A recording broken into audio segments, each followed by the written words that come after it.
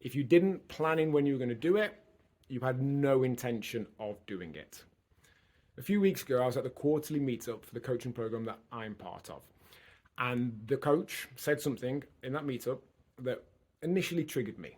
But I came to the realization a number of years ago that when something triggers you and something annoys you, there's probably a bit of delving deeper as to why that is. And often it's because it's made us question our own justifications, our own beliefs. It's held a bit of a mirror up to something that we've been telling ourselves, or a justification or a reason that we've been given.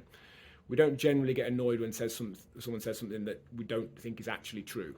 We get annoyed when we know it to be true deep down.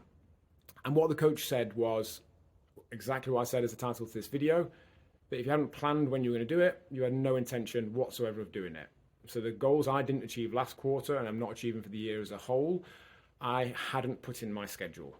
And if I hadn't put them in my schedule, not just the actual doing of them, but planned when I was going to plan them, when I was going to book them in, when I was going to do some of the prep work that needed to be done. If I hadn't planned when I was going to do that, I had no intention of doing it. I was just planning on fitting it in. And fitting it in is code for not committed to it. And that's a powerful realization that if we haven't planned something, we didn't really fully intend to do it.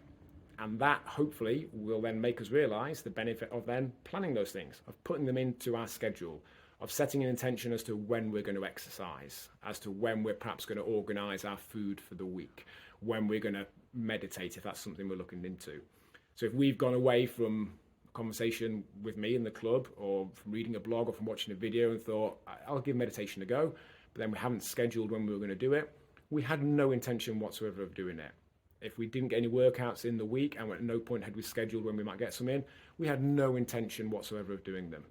If we were looking to make better food choices, but we hadn't scheduled when we were going to put some prep and thought and planning into that, we had no intention of making those better food choices.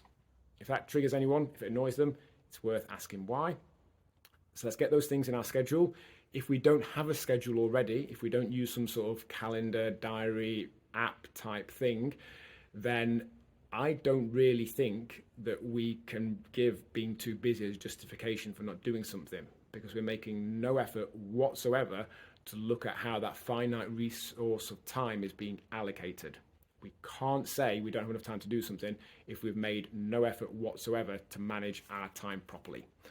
Again, if all this triggers you, brilliant. Question why that is. If you haven't planned when you're going to do something, you had no intention of doing it, and that's fine until it isn't. Let's just plan when we are going to do things going forward.